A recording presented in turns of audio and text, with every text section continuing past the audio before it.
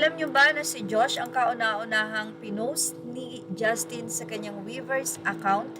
Mula sa naging caption niya, ang cute. Colin Itchy post, Justin flexing his jaw.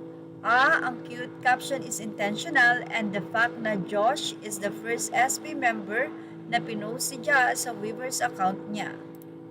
Samantala, congratulations SB19 dahil sa loob ng 18 hours ay nasa 600,000 plus na ang nasabing views.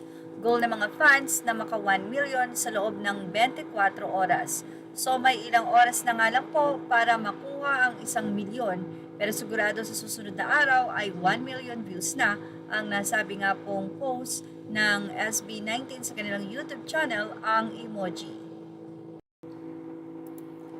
Samantala, naispatan nga po natin ang nasabi nga pong nagpakalat di umano ng fake news ang mga fans ng SB19. Ito matapos sabihin na sila ay magpa-perform sa Summer Sonic sa Japan. Ayon kay Charles, ito first Filipino act to spread fake news internationally, aka Dilulu.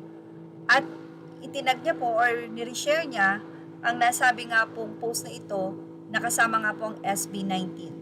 But anyway, ngayon nga po ay confirm na kasama po sila sa Summer Sonic. Siguro ay may nauna lang na fans ang nag-announce at hindi pa ito inilalabas ni OPP, kaya nasabi ng basher na ito, or maybe hindi siya fan ng SB19, na fake news ang sinasabi ng nasabing fan. Say naman ng mga kapwa fans or ng 18, the road to success may be long and winding, but SB19 proves that staying focused and determined can lead to greatness.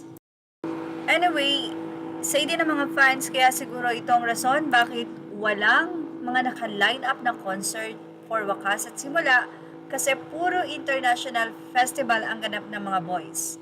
Yes, mamimiss natin yan sila, baka bakasyon na lang sila dito sa Pinas, pero go lang, more international ganap pa. Mas mabuti pa nga siguro ang international showcase kasi mga basher dito sa Pinas, puro,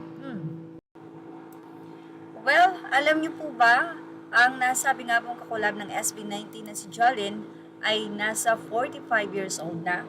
Yes, siya po ay ipinanganak noong September 15, 1980 sa Xinchuang, Taipei County sa Taiwan.